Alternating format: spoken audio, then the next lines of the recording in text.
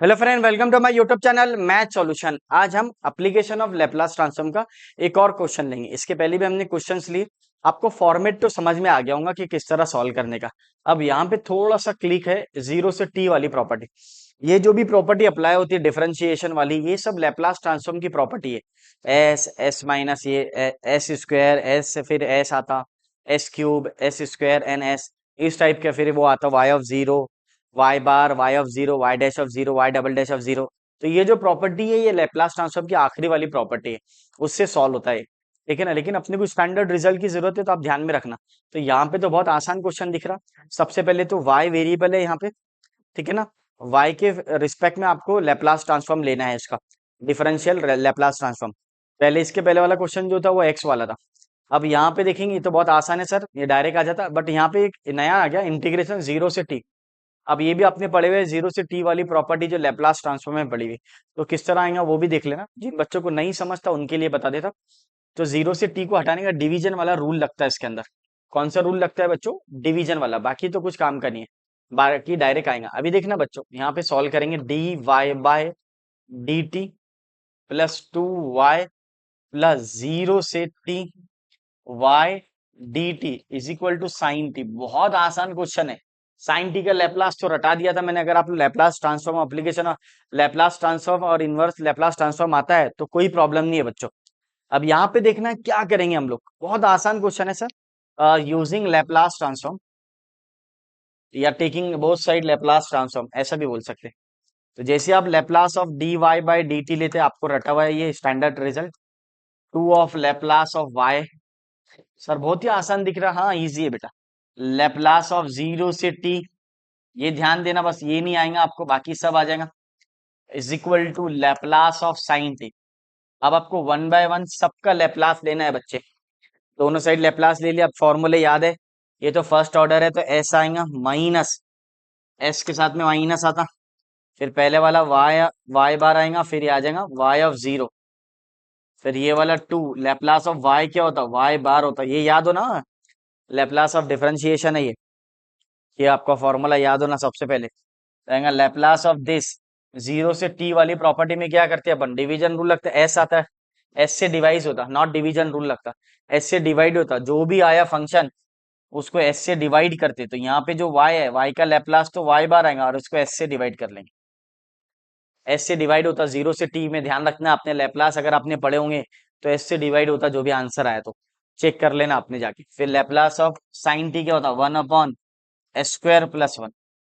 बस अब वैल्यू देख लो, y ऑफ जीरो का वैल्यू वन है, कंडीशन गिवन है बेटा, y ऑफ जीरो वन है। और y ऑफ जीरो वन है तो क्या करेंगे फिर? यहाँ से y बार कॉमन ले लो, y ऑफ जीरो रख दो, या फिर रहने दो अभी का, एक सेकंड। y बार, इसका वैल्यू वन आ जाएगा, ये ट्वाइस y बार आ जाएगा, y बार अपॉन s आ जाएगा, one upon s square plus one. बराबर बच्चे।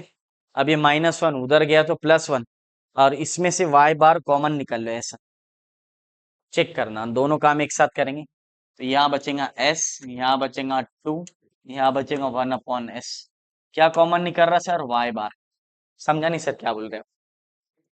अरे भैया यहाँ पे देख ले, यहाँ से y बार निकला, यहाँ से y बार, यहाँ से y बार, ये कहाँ गया सर? माइनस वन, ये उधर शिफ्ट हुआ। माइनस वन जैसे ही उधर शिफ्ट हुआ तो प्लस वन हो गया। तो ये हो गया एस स्क्वायर प्लस वन और ये प्लस वन। बराबर बच्चे। अब दिख रहा s to one by s. अब यहाँ से एस से मल्टीप्लाई कर लो तो ये आ जाएगा आपका square twice s plus one. अब यहाँ पे आ जाएगा मेरा डिवाइड में एस। क्या किया सर आपने? क्रॉस मल्टीप्लीकेशन डायरेक्ट, या एस से मल्टीप्लाई कर लिए तो भी चलता। ये वाई बार आ जाएगा is equal to one upon s square plus one, और ये प्लस वन। एस को उधर शिफ्ट कर दो। सर बहुत ही आसान है। हाँ ये क्रॉस मल्टीप्लीकेशन एस से मल्टीप्लाई कर लिए वो भी चलता। तो यहाँ पे एस से मल्टीप्लाई, यहाँ पे एस से, और यहाँ पे तो करने की जरूरत नहीं, डिनोमिनेटर सेम किया मैंने। क्या किया? डिनोमिनेटर सेम किया तो वन बार। तो यहाँ पे एस से मल्टीप्लाई, यहाँ पे भी एस से, और ये यहाँ पे तो ऑलरेडी एस है तो नहीं करेंगे अपन। ठीक है ना। फिर ये एस को उधर शिफ्ट कर दो तो क्या हुआ आपका? S square plus twice s plus one of y bar is equal to, s को उधर शिफ्ट करो, s upon s square plus one plus s. हो गया बच्चों। अब आपके समझ में आ रहा होगा क्या करना है। बस अब ध्यान में रखना है आपको। हो गया। तो सर क्या करेंगे अपन, अब कुछ भी नहीं बेटा, इसको डिवाइड कर दो, वाई बार को डिवाइड कर लो, वाई बार के कोइफिशिएंट को डिवाइड कर लो, तो ये आ जाएगा आपका s square plus one, S square plus twice s plus one, और यहाँ पे भी S upon s square plus twice s plus one. इसको डिवाइड कर लो, डिवाइड का मतलब समझता है ना बच्चों, डिवाइड कैसे करेंगे आगे आपके दिमाग में। तो अभी और थोड़ा शॉर्ट करके लिख सकते हैं अपन, ये वाई बार लिख लेना बच्चे, S upon s square plus one, और ये आ जाएगा एस प्लस वन का होल स्क्वायर। अरे क्या बात है सर, हाँ ए प्लस बी होल स्क्वायर का फॉर्मूला है। ये नीचे वाला भी ऐसे आएगा, एस प्लस वन का होल स्क्वायर, इधर वाला ये जो लिखा हुआ है वो एस प्लस वन का होल स्क्वायर लिखा हुआ है, ये आपके दिमाग में है ना। अब ये जो स्टेप्स है ये थोड़ी डिफिकल्ट है बच्चों के लिए। जब आप लैपलास इनवर्स लेते हैं, taking both side Laplace inverse, तो जब थोड़ा प्रॉब्लम जाता, जब कंफ्यूजन है बच्चों को कि पार्शियल फ्रैक्शन यूज करना, क्या डायरेक्ट लैपलास इनवर्स नहीं लगा लेना कॉन्वोल्यूशन थ्योरम से, तो ये तो आपके ऊपर डिपेंड करता है बेटा। अगर आपके पास, अगर जैसा इसके पहले वाला जो प्रॉब्लम देखे होंगे आपने, उसके आपको लैपलास इनवर्स निकालने में फायदा हुआ, तो इसलिए आपने ना पार्शियल फ्रैक्शन यूज करे ना कन्वोल्यूशन थ्योरम यूज करे, डायरेक्ट रेडीमेड फॉर्मूला था available, put the value and get the answer. अब यहाँ पे इसकी कोई रेडीमेड फॉर्मूले अवेलेबल नहीं है, तो इसको भी दो मेथड है। जब आपके पास रेडीमेड फॉर्मूले अवेलेबल नहीं रहते तो दो मेथड रहती है, एक तो इसको पार्शियल फ्रैक्शन से सॉल्व करो, दूसरा उसको कन्वोल्यूशन थ्योरम से सॉल्व करो। पार्शियल फ्रैक्शन क्या करता सर, लैपलास इनवर्स तो लेना ही पड़ता, कॉन्वोल्यूशन थ्योरम भी लगाना ही, लैपलास थ्योरम लैपलास इनवर्स तो लेना ही पड़ता, बट कॉन्वोल्यूशन थ्योरम के लिए क्या रहता है, कभी कभार अपने कॉन्वोल्यूशन थ्योरम अच्छे से आ जाता है ना, आप सेपरेट कर लो, एफ ऑफ एस अलग ले लो, जी ऑफ एस अलग ले लो, इस तरह। लेकिन अगर आपको पार्शियल फ्रैक्शन आता है तो फिर कोई नहीं रोकता ये टॉपिक को। तो हम लोग क्या करेंगे, इसको सॉल्व करेंगे पार्शियल फ्रैक्शन से। क्यों सर, क्यों? ताकि इसको सेपरेट होना पड़ता, जैसे ही ये सेपरेट हुआ तो आपको फिर आप लैपलास इनवर्स निकालने में प्रॉब्लम नहीं जाती। अभी आप इसका डायरेक्ट लैपलास इनवर्स थोड़ी निकाल सकते हैं, अपन निकाल सकते हैं क्या बच्चों, प्रॉब्लम जाएंगी ना। तो इसको पार्शियल फ्रैक्शन से हम लोग क्या करते हैं, इसको सेपरेट करते हैं। क्या करते हैं बच्चों, सेपरेट। तो सेपरेट जैसी हुआ फिर आप उसका लैपलास इनवर्स लो। सर अभी नहीं ले सकते क्या, अभी फिर आपको कन्वोल्यूशन थ्योरम अप्लाई करके निकालना पड़ेगा। कन्वोल्यूशन थ्योरम वही रहता है ना, दो फंक्शन को ब्रेक करके सॉल्व करो, ये तो आना चाहिए आपको, वैसा लेके निकाल सकते हैं आप। लेकिन बेस्ट क्या रहेगा, आप पार्शियल फ्रैक्शन अप्लाई करो, उससे सेपरेट हो जाता, लास्ट में फिर लैपलास इनवर्स निकालो। ठीक है बेटा, चलो देखते हैं नेक्स्ट स्लाइड में किस तरह सॉल्व होगा प्रॉब्लम ये। नाउ वाई बार का वैल्यू ये आ गया, ये तो आपको समझ में आ गया, S upon S square plus one, S plus one whole square, और plus S upon S plus one whole square. अब यहाँ पे अगर आप देखेंगे तो ये क्वेश्चन दो पार्ट में डिवाइड है, ये पार्ट वन है और ये पार्ट टू है। तो ये पार्ट वन पार्ट टू दोनों को पार्शियल फ्रैक्शन अप्लाई होगा। अब जिन बच्चों को तीनों केसेस आती है पार्शियल फ्रैक्शन को, उनको तो प्रॉब्लम ही नहीं है। लेकिन जिनको नहीं आती है तो वो क्या करना, जो पीवाईक्यू से क्वेश्चन, वही क्वेश्चन अगर अब मैं सॉल्व कर रहा हूँ आपके, तो आपको ध्यान में रख के जो भी आंसर है वो याद करके, आपको मेमोराइज करके आप डायरेक्ट प्रॉब्लम को सॉल्व कर सकते हैं, क्योंकि ज्यादा क्वेश्चन रहते नहीं, बहुत से पांच छह ही प्रॉब्लम रहते हैं, लिमिटेड ही क्वेश्चन रहते हैं। तो आपने अपनी बुक की भी लिमिटेड क्वेश्चन, जो भी आपकी यूनिवर्सिटी है उसके रिगार्डिंग आपने जो क्वेश्चन है उसके पार्शियल फ्रैक्शन की वैल्यू याद कर लिए, सेपरेट कहाँ से हो रहा तो भी चलता, क्योंकि बेटा हर यूनिवर्सिटी में पांच छह ही प्रॉब्लम आते हैं। ठीक है ना, तो आपके पैटर्न समझ में आ जाना चाहिए, और जिन बच्चों को पार्शियल फ्रैक्शन समझता है तो फिर तो कोई प्रॉब्लम नहीं। तो भी मैं कोशिश करूंगा समझाने की, तो पहले पार्ट वन को सॉल्व करेंगे अपन, फिर पार्ट टू को सॉल्व करेंगे। तो ये दोनों भी नेक्स्ट स्लाइड में देखेंगे हम लोग किस तरह सॉल्व होगा। तो पहले हमने लिए पार्ट वन। तो पार्ट वन क्या है, s upon s square plus one, S plus one whole square, जिसके फैक्टर नहीं निकलते, तो जिसके फैक्टर नहीं निकलते तो उसको यहाँ पे ऐसा लिखना पड़ता ए एस प्लस बी, क्योंकि इसका पावर कितने है, दो है बेटा, तो जितने पावर उतने कांस्टेंट लेना पड़ता। तो अगर आप इसको टोटल देखेंगे तो इसकी पावर फोर आएंगे, जब आप इसको मल्टीप्लाई करेंगे एस को, जब आप इसका एक्सपांशन लेंगे तो एस का पावर फोर आएगा, तो एस का पावर फोर तो कांस्टेंट भी फोर। ये मैं समझा दे रहा हूँ पार्शियल फ्रैक्शन, जिसको नहीं आता, अगर आता है तो बहुत अच्छी बात है, नहीं आता तो कोशिश करो, फिर भी नहीं समझा तो आंसर ध्यान में रखना है। ठीक है बच्चों, क्योंकि ये एक अलग चैप्टर हो जाता। तो अब यहाँ पे कुछ नहीं, इसका डिनोमिनेटर सेम करेंगे अपन सबसे पहले। हाँ, तो पहले इसको ब्रेक कर लिया अपन ने, क्योंकि ये तो ब्रेक हो नहीं सकता, इसके फैक्टर नहीं निकलते। तो जिसके फैक्टर नहीं निकलते तो ए एस प्लस बी दे दे, दो कांस्टेंट लगाना साथ में, और यहाँ पे पहले वाले को एस दे देना हमेशा। अब यहाँ पे ये तो सेपरेट हो सकता, एस प्लस वन का होल स्क्वायर, तो एक बार एस प्लस वन लेना, फिर एक बार एस प्लस वन का होल स्क्वायर लेना, दो अलग अलग फैक्टर लेना आपने। ठीक है, तो इसको सी नाम देंगे और इसको डी देंगे। कोई बुक में K1 K2 K3 K4 भी देवा रहता है, तो टेंशन नहीं लेने का। अब कुछ भी नहीं बच्चों, इसका डिनोमिनेटर सेम करना। ये पार्शियल फ्रैक्शन सिखा रहा हूं मैं, डायरेक्ट भी लिख सकता, बुक में डायरेक्ट आंसर लिखा हुआ है, लेकिन मेरी कोशिश है कि सबको आना चाहिए बच्चों। तो क्या चीज की कमी है यहाँ पे, अगर आप देखें तो S+1 का होल स्क्वायर के, हाँ डिनोमिनेटर सेम कर रहे हैं अपन, S+1 का होल स्क्वायर। इधर क्या चीज की कमी है बच्चों, S+1, एक S+1 चाहिए और दूसरा S² + 1। तो ये सब मल्टीप्लाई करेंगे अपन, डिनोमिनेटर सेम करने के लिए बच्चों, बहुत अच्छे से समझा रहा हूँ। और यहाँ पे अगले वाले फैक्टर में क्या आ जाएगा, S² + 1, तो ये आ जाएगा आपका S² + 1 और S+1 का होल स्क्वायर। ठीक है ना सर, ये कैसा, ये जितना पावर है 1/1 इंक्रीज करना, मान लो इसका पावर 3 होता, तो आप क्या करते हैं, S+1 सी, S+1 का होल स्क्वायर, फिर S+1 का होल क्यूब, आगे ई लेते, क्या लेते बच्चों, ई। अगर उसका पावर 4 होता तो एक एक करके इंक्रीज करते जाते, एक एक कांस्टेंट ऐड करते जाते। ये ध्यान में रखो। अब सबका डिनोमिनेटर सेम हो गया बच्चों, बहुत अच्छे से समझा रहा हूं मैं पार्शियल फ्रैक्शन, जिन बच्चों को आता है उनको ओवरलुक हो जा रहा हूँ। अब कुछ भी नहीं, डिनोमिनेटर सेम है तो वन टाइम लिखेंगे अपन क्योंकि मल्टीप्लाई और डिवाइड करना पड़ता। तो यहाँ पे यहाँ पे तो एस आ गया। अब एस आ गया तो क्या होगा बच्चों, AS+B इसका एक्सपांशन क्या होगा, X² + 2S+1। ये सब आना चाहिए, फास्ट फास्ट बताऊंगा मैं। अब यहाँ पे इसको भी मल्टीप्लाई कर लो, S³ + S S² + 1, डायरेक्ट सब काम एक साथ कर ले रहा हूं, और ये साथ में DS² + D आ जाएंगे। ठीक है, और नीचे एक ही बार लिखना है आपको, S² + 1 और S+1 का होल स्क्वायर, इधर से भी देखो, इधर S² + 1 S+1 का होल स्क्वायर, ये और ये कैंसर। सर क्यों करते अपन पार्शियल फ्रैक्शन, अरे यूजिंग पार्शियल फ्रैक्शन इसलिए करते ताकि ये सेपरेट हो जाए। जैसे ही वो सेपरेट हो गया तो उसका लैप्लास इनवर्स निकल जाता बच्चे, डायरेक्ट नहीं निकलता ना मल्टीप्लीकेशन में। बस अब कुछ भी नहीं, अभी तो एक पार्ट सॉल्व कर रहे हैं आप, हाँ फिर दूसरा पार्ट सॉल्व करेंगे। इसको ही टाइम लग रहा है, बाकी क्वेश्चन में कुछ भी नहीं है बच्चों। ये सब बेसिक पूछ रहा है, आपका 11th 12th में आया हुआ है ये।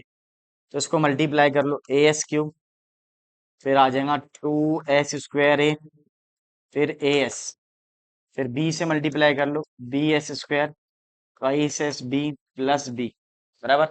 ये आपके लिए सिखा रहा हूं मैं, CS³ CS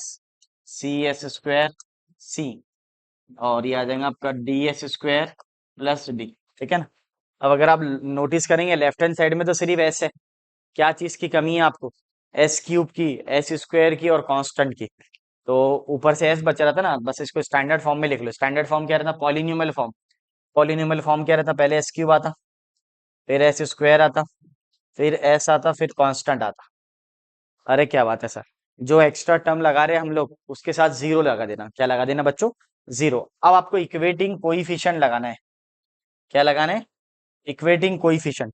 तो यहाँ पे जीरो है, तो यहाँ पे A है S³ के साथ में, और C है। नहीं सर समझा नहीं मेरे को क्या बोल रहे हैं आप, equating coefficient of S³ S² S and constant, ये ध्यान में रखना। तो यहाँ से जीरो उठाए अगर आपने, तो इधर बचता A + C बराबर। ऐसे ही बता दे रहा हूँ बच्चों के लिए, हाँ फिर इसको जीरो बोलेंगे। तो इधर S² के साथ में क्या है, 2A है, ये वाला टर्म, और B है, और क्या है बच्चों, +C है, और साथ में आ गया D बराबर। फिर अब क्या उठाएंगे बेटा, S का कोइफिशिएंट। यहाँ के S के बाजू में क्या था, पहले जीरो था, अब S के बाजू में 1 आएंगे, हाँ ध्यान रखना। 1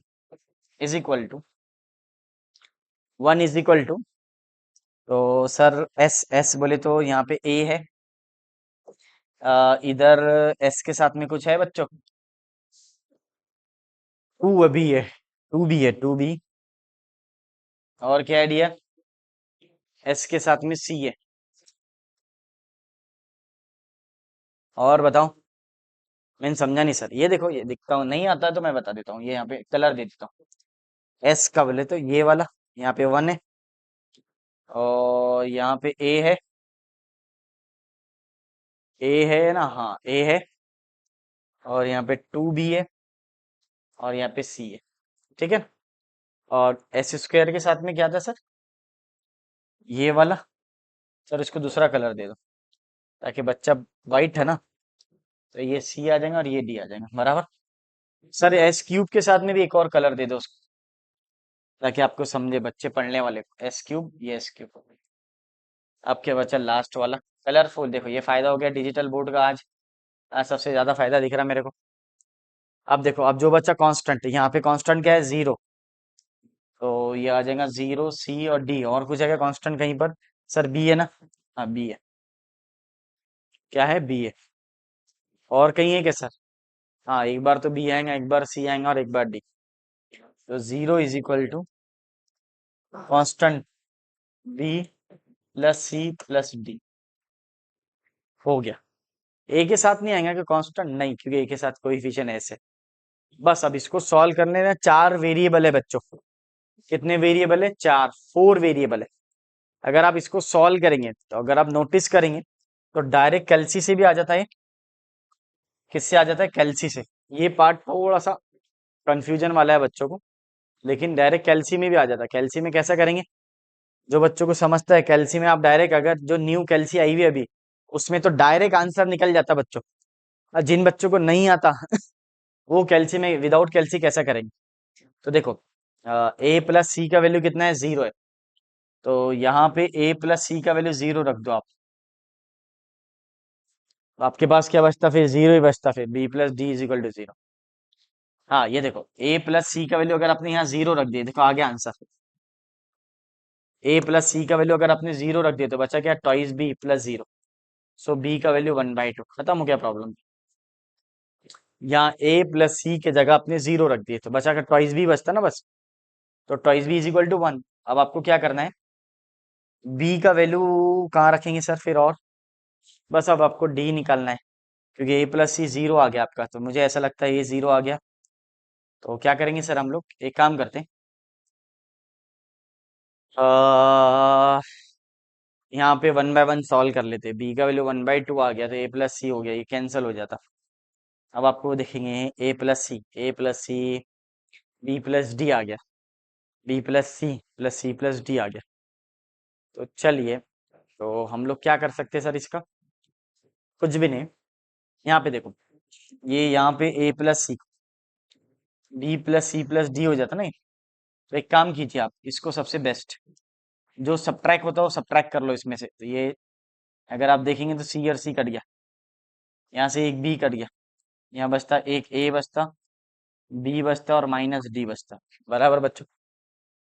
बस अब कुछ भी नहीं। बी का वैल्यू रख दो यहाँ पे। बी का value one by two minus D आ गया, बराबर।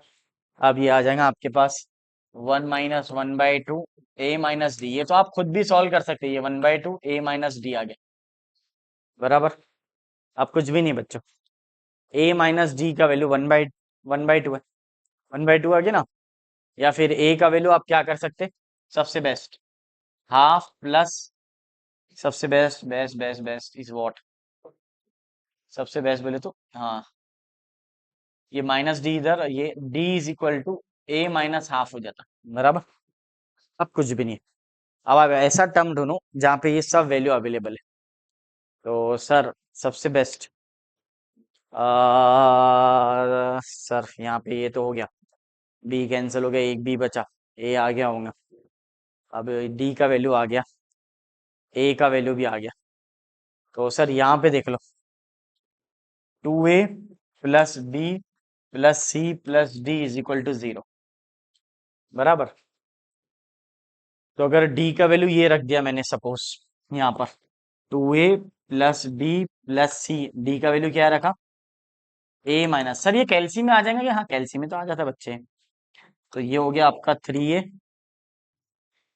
प्लस बी, या फिर एक काम करना सबसे बेस्ट, ए प्लस सी का वैल्यू जीरो है ना यहाँ पे, माइनस को उधर भेज दे, तो ये twice A plus B is equal to half हो गया।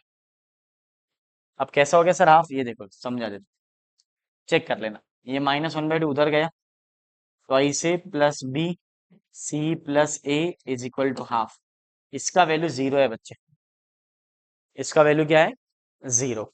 बस हो गया। अब जब इसका वैल्यू जीरो है, तो टाई से बी का वैल्यू क्या है, हाफ है, इज इक्वल टू हाफ है, ये जीरो हो जाता है, हाफ हाफ कैंसल, ए का वैल्यू जीरो आ जाएगा, ए का वैल्यू जीरो आ गया, तो इससे सी का वैल्यू भी जीरो आ जाएगा, क्योंकि अगर आप ए का वैल्यू जीरो रखेंगे तो सी भी जीरो आ जाएगा। बस हो गया खत्म प्रॉब्लम। ए का वैल्यू जीरो, बी का वैल्यू 1/2, सी का वैल्यू जीरो। अब यहाँ पे आप रख दो, ए का वैल्यू जब आप जीरो रखेंगे तो डी का वैल्यू कितना आ जाएगा, हाफ आ जाएगा, तो डी इज इक्वल टू 1/2 आ जाएगा।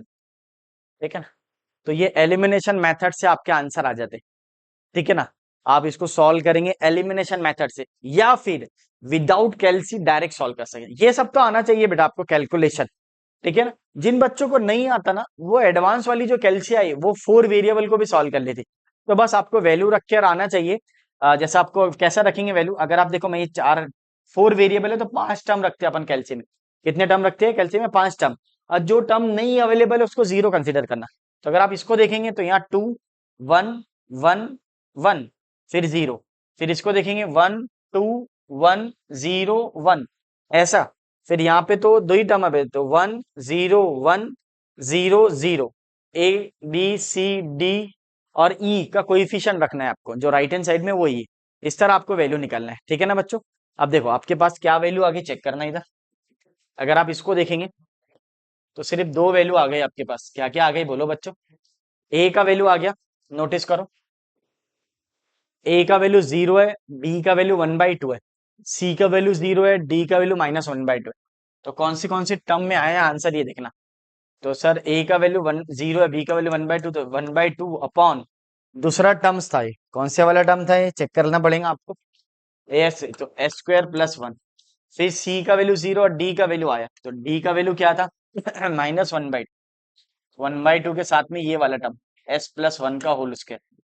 ठीक है, फिर अभी तो ये बाकी है सर, हाँ, तो इसका मैं डायरेक्ट लिख लेता हूँ। इसका मैं क्या लिख सकता हूँ, ए का वैल्यू 1 आएगा और बी का वैल्यू -1 आएगा, तो ये एस 1 अपॉन आ जाएगा 1 अपॉन एस प्लस 1, और ये 1 अपॉन एस प्लस 1 का होल स्क्वायर। अगर कोई बच्चों को प्रॉब्लम है तो देख सकते हैं, ये सेपरेट। सर इसको भी सॉल्व करना पड़ेगा क्या, हाँ बच्चे, इसको भी सॉल्व करना पड़ेगा। आप बोले तो मैं सॉल्व करके दे सकता हूँ। ठीक है ना, लास्ट में कर देंगे अपन सॉल्व, जिसको इंटरेस्टेड है उन्हें देखना, नहीं तो रहने देना, कोई प्रॉब्लम नहीं। तो हम लोग क्या करेंगे इसको सबसे पहले आप लेप्लास इनवर्स ले लेंगे using Laplace inverse both side. तो Laplace inverse of y bar 1/2 बाहर आएगा, Laplace inverse of 1 upon square plus 1 1/2 बाहर आएगा बच्चों, Laplace inverse of s plus 1 का whole square, Laplace inverse of 1 upon s plus 1, Laplace inverse of, sir इसमें तो partial fraction थोड़ा हार्ड दिख रहा, बाकी ये तो इजी है, हाँ ये इजी है बच्चों, ये आना चाहिए आपको, बाकी सब आ जाता। अगर आप नोटिस करेंगे तो देख कर ही समझ में आ जाता है। इसको देखो क्या करेंगे बोलो, डायरेक्ट डायरेक्ट ये तो डायरेक्ट हो जाता है सर, ये -1/2, ये माइनस, चलेगा कोई प्रॉब्लम नहीं। ये 1/2 ये हो जाएगा साइन टी, और ये 1/2, इसको जब आप बाहर लेंगे तो ये आ जाएगा ई रेस टू माइनस टी, और ये बचेगा एस स्क्वायर, तो एस स्क्वायर बोले तो टी आ जाता, डायरेक्ट ही आ जाता टी, डायरेक्ट लेके चलता ना सर, हाँ चलता, कोई प्रॉब्लम नहीं। ये भी वही चाहेगा, plus E raise to minus T आ जाएगा, और इसका आ जाएगा T E raise to minus T. हो गया, इस तरह आपको सॉल्व करेंगे। ये इसका लेप्लास नहीं आता तो देख लेना बेटा, पहले e raise to minus t बाहर आएगा, फिर 1 अपॉन एस स्क्वायर आएगा, 1 अपॉन एस स्क्वायर का लेप्लास इनवर्स क्या होता, t raise to 1 upon 1 factorial. ये देख लेना, बेसिक में पढ़ाया हुआ है लेप्लास इनवर्स में, आपको आना चाहिए, नहीं आता है तो प्रॉब्लम हो जाएगी।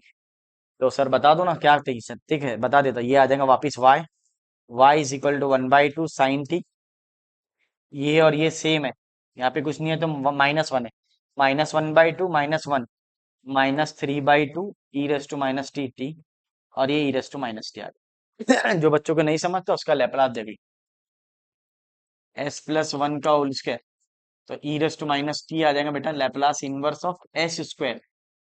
अब एस स्क्वायर का लेप्लास क्या होता, अरे क्या बात है सर, ये तो पढ़ाए हुए हैं सर, फिर क्यों बच्चों, अरे ये बच्चों को नहीं आता, ये लो डायरेक्ट लिख लो तो प्रॉब्लम आता, 1/1 का फैक्टर, यही आंसर है, डायरेक्ट भी लिख सकते हैं। अब रहा सवाल इसका लास्ट वाले टर्म का, ये कैसा आया, तो फास्ट फास्ट हम इसको भी देख लेंगे, इसका वैल्यू कैसा निकला, एस अपॉन एस प्लस 1 का होल स्क्वायर।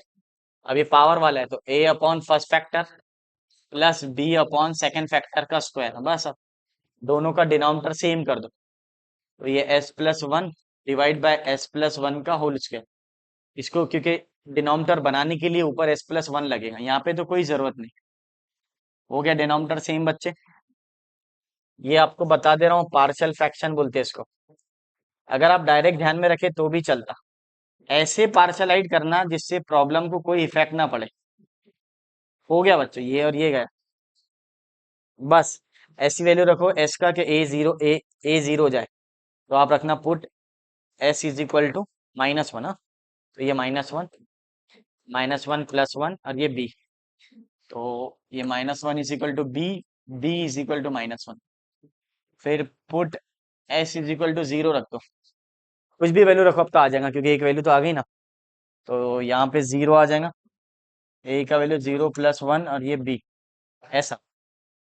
तो अब क्या करेंगे बच्चों, ये बहुत शॉर्ट में बता दिए सर। हाँ, ए का वैल्यू बी का वैल्यू माइनस वन है, तो ए का वैल्यू जीरो माइनस वन, और ए का वैल्यू आ गया वन। हो गया, बहुत फास्ट फास्ट ले लिया। हाँ, ये ध्यान में रखना, ये पावर वाला पार्शियल फ्रैक्शन है, जितने भी पावर है एक एक करके बढ़ाते जाना और लिखना। सॉल्व करते को सेम करना पड़ता। तो यहाँ पे देखो एस प्लस वन था, मुझे एस प्लस वन का होल स्क्वायर चाहिए, तो इसलिए मैंने ऊपर मल्टीप्लाई किया। यहाँ इसलिए नहीं किया, यहाँ पे जरूरत नहीं है मेरे को, क्योंकि ऑलरेडी ये एस प्लस वन का होल स्क्वायर है। तो इस तरह आपका सॉल्व आ गया ए और बी। बच्चों का प्रॉब्लम था ए और बी के साथ, ए का वैल्यू वन आया, बी का वैल्यू माइनस वन आ गया, और ये तो आपको समझता। ये दो अलग अलग पार्ट थे पार्शियल फ्रैक्शन के।